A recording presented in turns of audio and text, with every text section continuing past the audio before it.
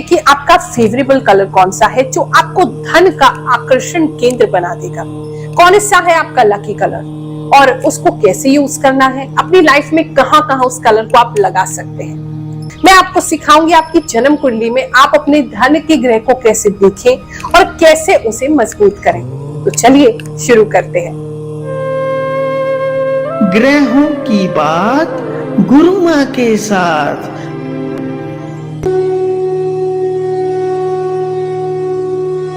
आपका जो lucky colour है आपकी राशि के अनुसार अगर आप इसको यूज करते हैं और सही ढंग से यूज करते हैं तो ये डेली बेसिस पे आपको एक पॉजिटिव एनर्जी देता है।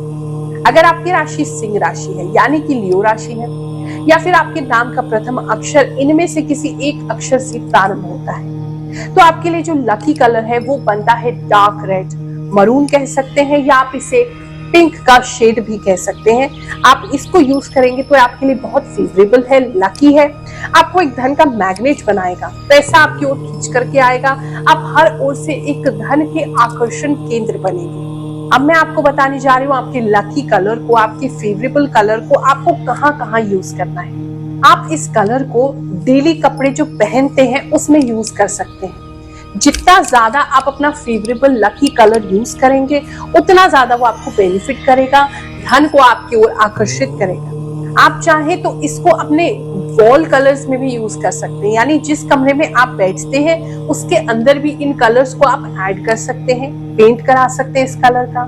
जो टेबल्स है, चेयर्स है, जो उसकी जो अपहोल्स्ट्री है, उसका जो कपड़ा है उसमें आप यूज कर सकते हैं। टेबल कलर या टेबल का जो कवर है उसमें यूज कर सकते हैं, ये आपको बहुत बेनिफिट करेगा। ऑफिस है आपका कोई या शॉप है उसमें भी आप अपना फेवरेबल कलर जितना यूज करेंगे वो उतना आपको अच्छी वाइब्रेशंस लेकर के आएगा। साथ ही आपकी जो सोने वाली बेडशीट है ये बहुत जरूरी होती है। आप जिस कलर पे सो रहे हैं वो आपको उसी तरीके से वो जो कलर है वो आपको इफेक्ट करता है, आपके चक्रास को भी बैलेंस करता है। तो इसीलिए आप उस कलर को अपनी बेडशीट्स में भी यूज कर सकते हैं, कर्टन्स में यूज कर सकते हैं, आप उसे अपने मोबाइल के वॉलपेपर में भी यूज कर सकते हैं, क्योंकि जितना लकी कलर को देखोगे उतना लकी बनोगे। अपनी कार में आप इसे यूज कर सकते हैं, अपनी बाइक में यूज कर सकते हैं, आप घर के बाहर का जो पेंट है उसमें भी इसको यूज कर सकते हैं। और जहां भी आपको लगता है कि कलर की बात है तो हमेशा अपने लकी कलर को, अपने फेवरेबल कलर को ही आप चॉइस करें। हाँ, बस ये मत समझिएगा कि गुरु माँ ने हमको बता दिया है तो हम बस ये 3 उपाय करके घर पे बैठ जाएंगे और धन हमारी ओर खूब चल के आता जाएगा। देखो, मेहनत तो आपको करनी है, कर्म तो प्रधान है ही इस कर्म भूमि में, लेकिन हाँ, जो मेहनत का फल आपको नहीं मिल रहा है इस तरह के उपाय करने से वो मेहनत का फल आपको मिलने लगता है। अगर आपको लगता है कि गुरु माँ बहुत उपाय कर लिए हैं, थक गए हैं, समझ नहीं आता क्या करें, तो बिल्कुल मत परेशान होइए। आपकी गुरु माँ हमेशा आपके साथ है। जिन लोगों के पास धन की कमी है उनके लिए हम फ्री जनता दरबार लगाते हैं। आप किसी भी गुरुवार सुबह 11 बजे से 2 बजे तक आकर के हमसे मुलाकात कर सकते हैं। 1 रुपया हम उसमें चार्ज नहीं करते हैं। आपको फ्री उपाय बताएंगे, आपकी कुंडली देखेंगे, आपको परामर्श देंगे। जिसकी कुंडली भी नहीं है उसकी फेस रीडिंग करेंगे, उसका चेहरा देख के उपाय बताएंगे। और प्रभु की कृपा है, हमारे गुरुदेव का आशीर्वाद है, अब तक जिसको भी उपाय बताए हैं उसको फलित भी होते हैं और सही भी सिद्ध होते हैं। अगर आपको धन की समस्या नहीं है, घर बैठे बैठे उपाय लेना चाहते हो, फिर भी चिंता मत करो, वीडियो कॉल अपॉइंटमेंट आप बुक करा सकते हैं। जो नंबर आपके पास हमारी संस्था के फ्लैश हो रहे हैं, हमारे मंदिर के फ्लैश हो रहे हैं, उस पर आप कॉल कीजिए और वहां से सारी इंफॉर्मेशन लेके आप ऑटोमेटिकली जो अपॉइंटमेंट है वीडियो कॉल का वो बुक कर सकते हैं। क्या लगता है आपको, उपाय काम करते हैं या आपको लगता है ये सारी चीजें सुपरस्टिशन है, अंधविश्वास है? तो चलो किसी से मिलवाती हूँ जिन्होंने उपाय किए हैं और उनको उसका प्रभाव भी महसूस हुआ है। उसके बाद आपको बताऊंगी कि अपनी जन्म कुंडली में ग्रह अपने धन वाले कैसे देखने हैं। गुरु माँ जय शनिदेव। 2020 में मैंने आपसे कांटेक्ट किया था और आपने मुझे कुछ रत्न धारण करने के लिए दिए थे, जिनमें एक नीलम है, एक मूंगा है, एक अमेरिकन डायमंड है। तो इन रिंग्स को पहनने के बाद हाँ, कुछ पॉजिटिविटी मेरी लाइफ में आई थी। उस समय मैं एक कोर्ट केस में फंसा हुआ था और चांसेस बन रहे थे कि मैं अरेस्ट हो सकता था। अरेस्ट उस केस में, जो कि एक ऐसा केस था जिसमें फेक FIR दर्ज हुई थी। आपने बताया था कि अरेस्ट होने के चांसेस हैं, लेकिन आई थिंक आपने जो स्टोन्स पहनाए थे उनसे मैं अभी तक बचा हुआ हूँ। और 2020 में सभी के काम डाउन हो गए थे, लेकिन फॉर्चुनेटली हमारा जो बिज़नेस था कैरियर का, सप्लाई चेन मैनेजमेंट का, ये बहुत ज़्यादा बढ़ गया था, जिसकी वजह से मुझे बाकी लोगों की तरह काम नहीं छोड़ना पड़ा था। हमारा काम बढ़ गया था। 2020, 2021, 2022 में भी हमारा काम बढ़ा है, इंक्रीमेंट भी हुए हैं। तो इसके अलावा मैंने फ़िलहाल अभी एंसेस्ट्रल प्रॉपर्टी है एक, पिताजी की तरफ से मिली हुई है, वहाँ थोड़ा फ़ायदा हुआ है और थोड़ी सेविंग्स करके अपना खुद का एक छोटा सा कमरा बना लिया है, जिसको मैं कह सकता हूँ कि मेरा घर है। तो ये सभी मुझे लगता है आपकी कृपा से हुआ है। अब मैं आपको आपकी जन्म कुंडली देखना सिखाती हूँ, जिसमें आप अपने धन की स्थिति को समझ सकते हैं। आप सबके पास अपनी जन्म कुंडली तो होगी ही, तो जो उसका लगन चार्ट होता है, जहाँ पे लगन लिखा होगा, वो जो पहला टेबा होता है उसको खोल लीजिए। अब इसमें आपने 3 ग्रहों को देखना है, क्योंकि धन संबंधी 3 ग्रह जीवन में बहुत जरूरी होते हैं। सबसे पहला है शुक्र। शुक्र ग्रह अगर व्यक्ति का अच्छा है तो उसको धन की कमी नहीं होती है, उसके पास हर सुख सुविधा होती है, उसको कहीं से भी एक लग्जूरियस लाइफ मिल जाएगी। चाहे ऐसा व्यक्ति किसी भी गरीब घर में जन्म ले, लेकिन धीरे धीरे करके उसके जीवन में ये सारी सुख सुविधाएं, चाहे वो घर हो, चाहे गाड़ी हो, चाहे अच्छा रहन सहन हो, अच्छा कपड़े हो, अच्छा खाना हो, उसे सब कुछ मिलता है, क्योंकि शुक्र जो है वो लक्ष्मी के कारक है।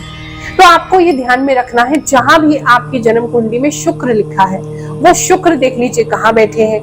जो मैं आपको दिखा रही हूँ टेबल, उस टेबल को ध्यान से देख लो। शुक्र इन घर में या इन राशि में बैठे नहीं होने चाहिए। सबसे पहला तो इंपॉर्टेंट चीज आपको देखनी है, आपका शुक्र ग्रह नीच का ना हो, यानी कि 6 नंबर राशि में नहीं बैठा हो। अगर 6 नंबर राशि में बैठा है, इसका मतलब वो नीच का है, आपको शुभ फल नहीं देगा, धन की तंगी बनी रहेगी, धन से परेशान रहेंगे। अगर उच्च का है, 12 नंबर में बैठा है, 12 नंबर राशि में है, मीन राशि में, तो समझ लीजिए बहुत अच्छा है, धन की स्थिति हमेशा अच्छी बनी रहेगी। और भी शुक्र के जो अच्छे घर होते हैं, जो अच्छी राशि होती है, जो मित्र घर होते हैं, वो सब मैं आपको इस टेबल में दिखा रही हूँ, आप इसको देख के समझ सकते हैं।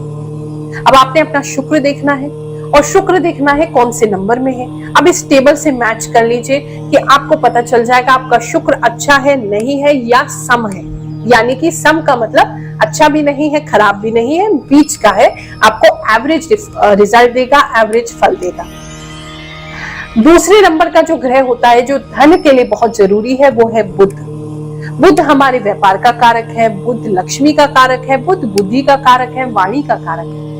अगर आपके जीवन में धन की कमी है तो बुध की स्थिति देखने भी बहुत जरूरी है। तो अब अपनी कुंडली में बुध ग्रह की स्थिति देखिए कि कौन सी राशि में बैठा है।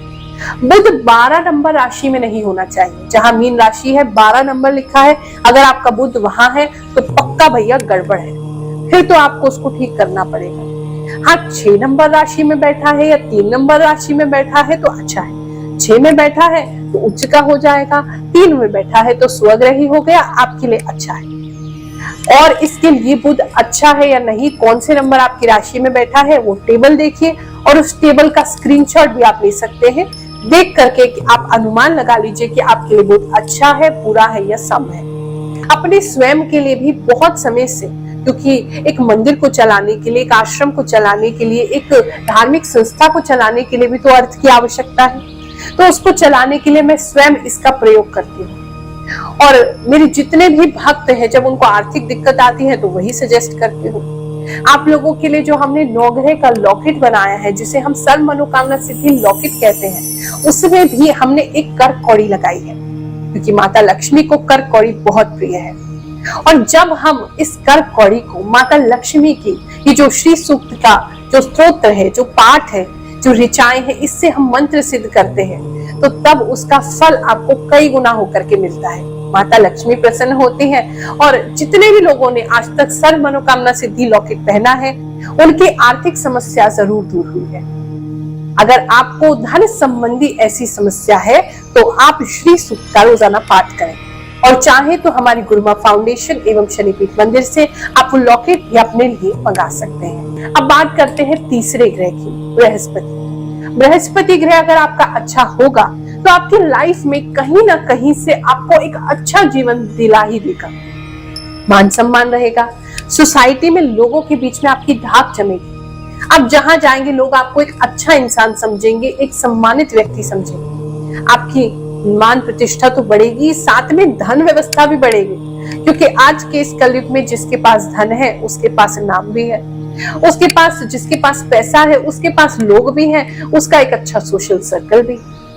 तो बृहस्पति अगर अच्छे होंगे तो धन के रास्ते भी बनाएंगे, नाम भी देंगे, सम्मान भी देंगे। अब आपने देखना है अपनी जन्म कुंडली में बृहस्पति कौन सी राशि में बैठा है। अगर 10 नंबर राशि में बैठा है मतलब कि नीच का है, नीच का है तो बिल्कुल खराब हो गया। आपको हमेशा सम्मान भी नहीं मिलेगा और धन से भी तंग रहेंगे। अगर आपका जो बृहस्पति ग्रह है वो अच्छी जगह बैठा है, यानी कि 4 नंबर राशि में बैठा है, कर्क राशि में बैठा है तो उच्च का है, अच्छे फल देंगे।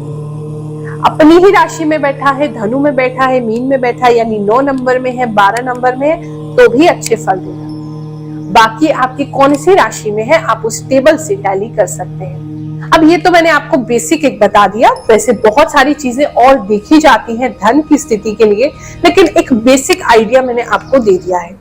अब इसमें मान लीजिए कोई ग्रह आपका किसी क्रूर ग्रह के साथ बैठा है तो उसका प्रभाव कम हो जाएगा। किसी ग्रह की दृष्टि उस पर पड़ रही है, राहु केतु परेशान कर रहे हैं, तब भी दिक्कत आती है। लेकिन फिर भी मोटा मोटा इससे आप आंकलन कर सकते हैं कि आपके धन की स्थिति जीवन भर कैसी रहेगी और कैसे इसको बढ़िया भी करना है, वो भी मैं अभी आपको लास्ट में बताऊंगी, तो वीडियो को छोड़ के मत जाइएगा। अब दूसरी एक और चीज आपको अपनी जन्म कुंडली में देखनी है। जन्म कुंडली में 1 से लेकर के 12 घर होते हैं, जैसे कि आपको स्क्रीन पर दिख रहे हैं। कौन सा घर किस चीज के लिए होता है वो भी मैं आपको स्क्रीन पर दिखा रही हूँ। अब इसमें धन के लिए दूसरा घर और एकादश घर यानी कि 11वां घर, ये बहुत इंपॉर्टेंट है। यानी कि अगर 2 नंबर घर में कोई अच्छा ग्रह है तो फल देगा, आपकी 11 नंबर घर में अच्छा ग्रह है तो आपको फल देगा, या तीनों में से जो मैंने आपको बताए हैं शुक्र, बुध और बृहस्पति, अगर ये बैठे हैं दोनों में से किसी भी घर में और अच्छे उच्च होके बैठे हैं तो धन की स्थिति जीवन भर बहुत अच्छी रहेगी। अब आपने अपने द्वितीय भाव को और एकादश भाव को देखना है। वहां देखना है कोई क्रूर ग्रह तो नहीं बैठा है, राहु केतु तो नहीं बैठा है, अच्छे घर है कि नहीं और वो अच्छी राशि में है कि नहीं। और ऐसे ही इसके आगे भावेश की स्थिति भी देखी जाती है, यानी कि उस भाव का जो स्वामी है उसकी स्थिति क्या है, उसके हिसाब से भी हम देखते हैं। लेकिन इससे आपको एक आइडिया लग गया होगा कि आपके ग्रह धन के कैसे हैं। लेकिन एक और रूल समझ लो, एकादश भाव में कहते हैं जो भी ग्रह बैठा हो, चाहे वो नीच हो चाहे वो क्रूर हो, वो भी अच्छा परिणाम देने लगता है। लेकिन फिर भी अगर आपको लगता है कि परिणाम अच्छा नहीं आ रहा है, मुझे वो रिजल्ट जो मेरी मेहनत का मिलना चाहिए वो नहीं मिल रहा है, तो मैं आपको इन तीनों ग्रह को अच्छा करने के लिए उपाय बता रही हूँ। इस उपाय को आप फॉलो करिए, छोटे छोटे घरेलू उपाय हैं, आपको धन की स्थिति जरूर बेहतर होती हुई दिखाई देगी। मात्र 21 दिन करके देखो, बहुत चीजें बेटर होंगी। उसके बाद एक बार आकर के या तो गुरु माँ से दिल्ली में मिलना, नहीं तो मुझे फोन कर लेना, वीडियो कॉल अपॉइंटमेंट ले लेना, मैं आपको आगे क्या करना है वो बताऊंगी। आपका शुक्र ग्रह अच्छा नहीं है, आपको पता चल गया है, नीच राशियों में बैठा है या शत्रु राशि में बैठा है। ऐसे में क्या करेंगे, शुक्र को अच्छा करो। बलवान करने के लिए क्या करोगे, उसके लिए आपको रोजाना परफ्यूम का यूज करना है। नेचुरल इत्र या परफ्यूम आप लगाना शुरू करें। अब ये मत कहना कि गुरु माँ हमें अच्छा नहीं लगता है। अरे आपको नहीं अच्छा लगता, शुक्र देवता को तो लगता है, उनके खुशी के लिए आपको लगाना है। अच्छा सा कोई फ्लोरल सेंट आपको लगाना है, परफ्यूम लगा सकते हो, डिओड्रेंट लगा सकते हो जिसमें फूलों की खुशबू हो, जितना नेचुरल हो उतना अच्छा है। इत्र भी आप प्रयोग कर सकते हो या अपनी राशि अनुसार भी आप परफ्यूम का यूज कर सकते हैं। वो मैं आपको आने वाली कुछ वीडियोस में आपको कौन सा फेवरेबल आपके लिए परफ्यूम है आपकी राशि के हिसाब से वो बताऊंगी। लेकिन आप शुक्र को अच्छा करने के लिए कोई सा भी परफ्यूम लगाओ, वो काम करेगा। दूसरा है, आपको अपने नहाने की पानी की जो बाल्टी है उसके अंदर जो बड़ी इलायची रहती है काली रंग की, वो आपने डालनी है। उसे डाल करके आप रोजाना स्नान करो और उसके बाद आप उसको किसी मिट्टी में फेंक देना, ना तो डस्टबिन में फेंकना ना नाली में गिराना। आप उस इलायची को मिट्टी में या तो गाड़ दीजिए, गाड़ नहीं सकते हैं तो मिट्टी में आप डाल दीजिए, रख दीजिए, फेंक दीजिए, लेकिन डस्टबिन या नाली में मत फेंकना। इससे रोजाना स्नान करोगे, आप देखोगे 21 दिन के भीतर भीतर आपका शुक्र आपको अच्छा फल देने लगा है। अगर आपको दिखा आपका बुध अच्छा नहीं है, और हाँ, एक और प्रश्न आप लोग करेंगे कि क्या हम सारे उपाय कर सकते हैं, तो तीनों ग्रह के उपाय भी आप साथ में कर सकते हैं, उसमें कोई विरोधाभास नहीं है। अब मान लो आपका बुध ग्रह अच्छा नहीं है, आपको पता चला नीच राशि में है या शत्रु राशि में है, ऐसी स्थिति में आपने क्या करना है, आपने रात के समय हरे मूंग की दाल साबुत लेके आनी है, उसको भिगोना है 1 मुट्ठी, और भिगोने के बाद जब वो मुलायम हो जाए सुबह के समय अपने खाने से पहले उसे पक्षियों में या कबूतरों के बीच में डाल दीजिए। दूसरा उपाय करना है, आपके आसपास जो भी माता का मंदिर हो, देवी माँ का मंदिर हो, वहां सेवा करो, तन मन धन जो आप कर सको वहां सेवा दो, आप देखोगे आपके बुध ग्रह अच्छे होने लगे हैं। अब बात करते हैं बृहस्पति की। अगर आपका बृहस्पति ग्रह अच्छा नहीं है तो उसके लिए क्या करेंगे, उसके लिए आपने किसी गुरुकुल जहां पर के वैदिक शिक्षा दी जाती हो, जहां बच्चों को धर्म सिखाया जाता हो, अच्छा ज्ञान दिया जाता हो, वहां कुछ भी सेवा करनी है या दान करना है। वहां दान करने से बृहस्पति बहुत प्रसन्न होंगे, आपको अच्छे फल देंगे। दूसरा आपको करना है बृहस्पति के लिए, आपने अपना जो पूजा घर है, जो मंदिर है या मंदिर का कमरा है, उसे खुद साफ करना है और रोजाना साफ करना है। और जितना साफ करोगे, जितना अच्छा रखोगे रोजाना, आपके बृहस्पति उतने प्रसन्न होते जाएंगे। अब एक मिस्टेक आप हमेशा करते हैं, उपाय तो खूब करते रहते हो, कहते हो लगते नहीं है। अरे भैया, उपाय करते हो तो प्रार्थना भी तो किया करो, भगवान को ये भी तो बताओ प्रभु मुझे ये चाहिए। कलयुग में तो माता अगर उसके सामने रो नहीं तो वो भी दूध ही पिलाती। तो आपको अपने परम पिता परमेश्वर, अपने ईश्वर, अपने देवता को बताना तो पड़ेगा कि प्रभु इस हेतु हम ये उपाय कर रहे हैं। तो आप सभी उपाय करते समय प्रार्थना अवश्य करें अपने इष्ट से, उस देवी देवता से जिसके लिए आप कर रहे हैं, उनसे प्रार्थना करोगे। वो प्रार्थना में इतनी शक्ति, इतना भाव होता है कि वो उन तक जरूर पहुंचेगा और वो विवश हो जाएंगे कि वो आपको फल दें। आज के लिए यही समाप्त करते हैं। ये जो उपाय बताए हैं इसको जरूर आजमाएं और फिर देखें सनातन हिंदू धर्म में कितनी शक्ति है। जय शनिदेव, जय श्री कृष्ण।